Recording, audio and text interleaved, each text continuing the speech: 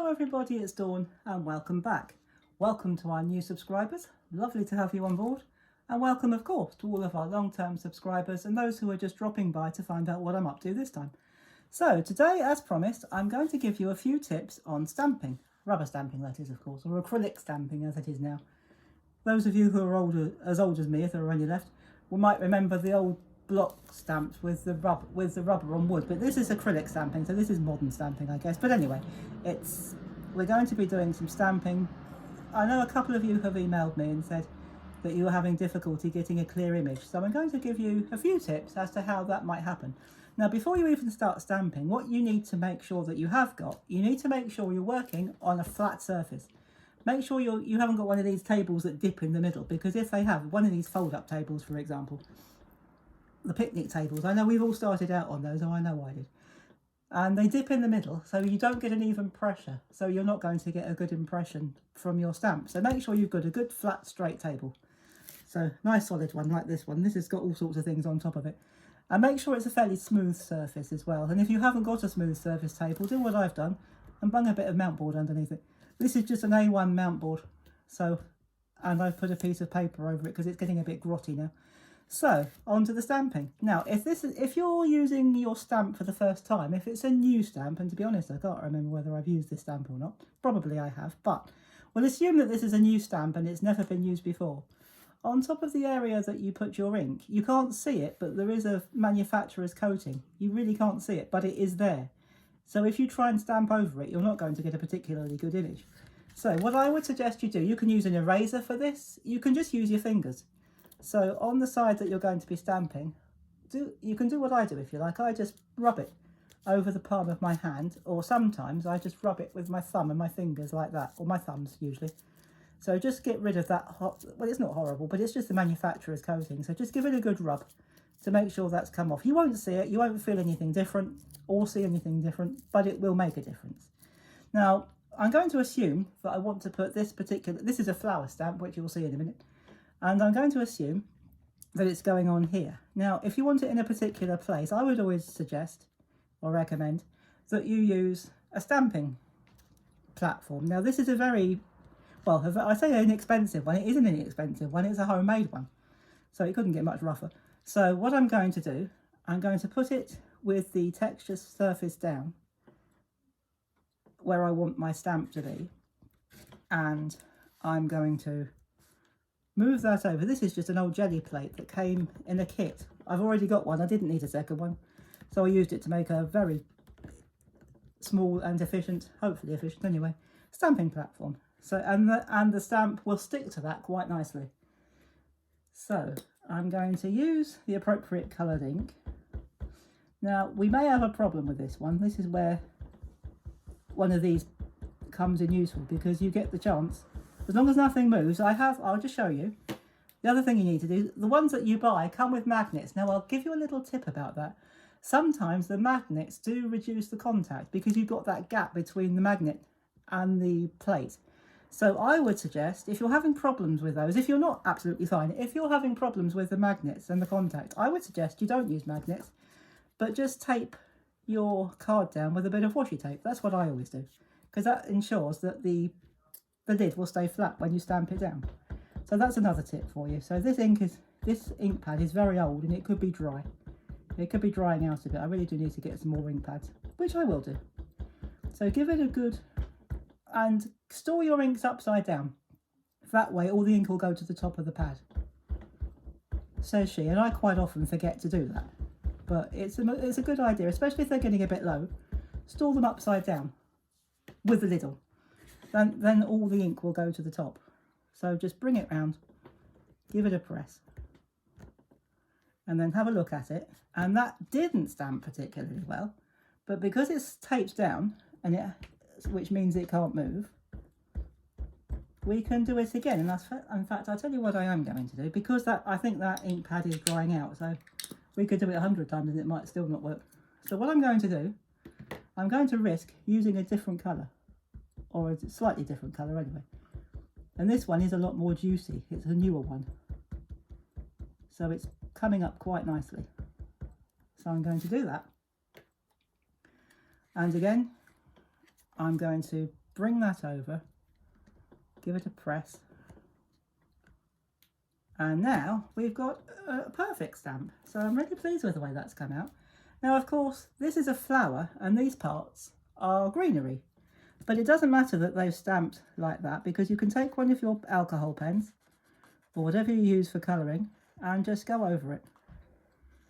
It doesn't matter if you've got a little bit of the other colour underneath, the stamping colour, because it'll just act as a shadow. So just very quickly, or very carefully I should say, just paint in or colour in these leaves here like that. And there you go. There is your stamped image. And it will look lovely. So I'm not going to colour that top bit now. We can do that another time. And the other thing you need to do is make sure you clean your stamps once you've finished with it. Now, I just use these ordinary hand wipes that you can buy in the chemist or in the pharmacy or just about anywhere these days. And this is a small one, so you don't get one out, you get hundreds of them. But this one is a new pack and it's quite juicy. So all you need to do is give it a rub and it'll come off quite nicely. And if, of course, you've got those sanitised hand wipes, they will be very good as well. And it'll keep it nice and clean, ready for the next time. So you just peel that off. It's been stuck on there for a while now, so that's stuck quite firmly.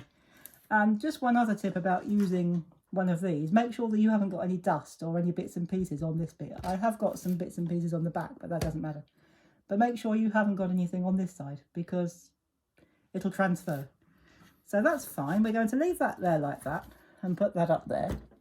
And then the next thing I'm going to show you, which one shall I do next? Oh, well, what I am going to do is I'm going to very quickly take that out, because I wanted to show you something that we're going to do on the top. We're going to put a sentiment on the top. So I'm just going to take that off, put that over there like that. And we don't need that on there anymore. We don't need the tape. So I'm going to leave that there like that. And I'm going to put a sentiment on the top in probably black, just a basic black ink. And again, I'm just going to rub it over to make sure that the manufacturer's coating is off, because I don't think I have used this one yet. So again, I'm just going to hold it in my fingers and rub it with my thumbs. And this time I'm going to use one of these acrylic stamping blocks. Now, another tip for this is just this came as a flat acrylic block, but I've added, this is actually a draw pull, and I added it with hot glue. Now, if you add one of these, you can buy these from any home furnishing stores. You don't have to buy the expensive ones, just an ordinary one will do. You don't even have to buy a crystal one. It's just that I found a pack of 2 crystal ones in the sale, typical me, so I decided to grab a couple while they still had them in. But I just use hot glue, and that will help you give an extra pressure. And if you get the ones with the lines like that, you can line your stamp on that grid like that, and it will help you to make it straight when you print it. And of course, the other thing you need to do is make sure you don't stamp it upside down. And when you're looking at it back to front, it's quite difficult to see whether it is upside down. But I'm pretty sure that that's the right way around. We'll soon find out. So I could have used the stamping platform, but I'm not going to do that this time. So I'm going to ink this up in black. So I'm just going to dab it like that. So all over. Again, this is one of the Papercraft Society inks, and they are really good. They're a hybrid ink, so you can do quite a lot with them. But I have used this one quite a lot. So, and of course, I'm not using my stamp platform, so we only get one go at this. And I'm going to put that about there, I think. So using this knob, you can give it a good press, and it will look great. And again, just make sure you wash it off like that, or clean it off. So there we go. And one last tip for stamping. If you were going to, well, I'll show you what we've done. If you were going to do, put the lid on the ink pad, otherwise I can see getting blotches of black ink all over the place. So if you wanted to do something like this, for example, and it says, don't worry, be happy. So I'll tell you what I'm going to do. I'm just going to stand up for 1 second, because I can't see what I'm doing. And I'm going to zoom that in a bit, like that. Yeah, I'm going to zoom that in like that. and bring that in the middle and put it up there just so that I can see that you can see what I'm doing, if that makes any sense at all. So now I'm going to sit down again. So if you wanted to do that, obviously I've cut this out with a die. Now, when you want to do something like that, I would advise you don't cut your die out and then try and stamp it in the middle. It's very difficult to actually centre it once you've cut it out. So what I would recommend you do is that, I'll just put that to one side. Stamp your sentiment or your image or whatever it is you want to do first. Select the die that you want to cut it out. Then place it over like that.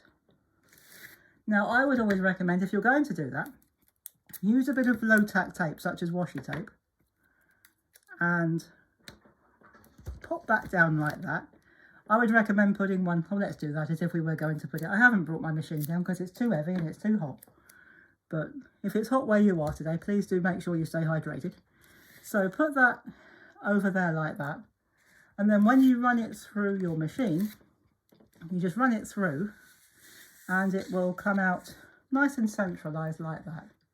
So I hope those few tips have given you some ideas about how you might be able to improve your stamping or solve some problems if you were struggling a bit. So I'll bring some of these images in.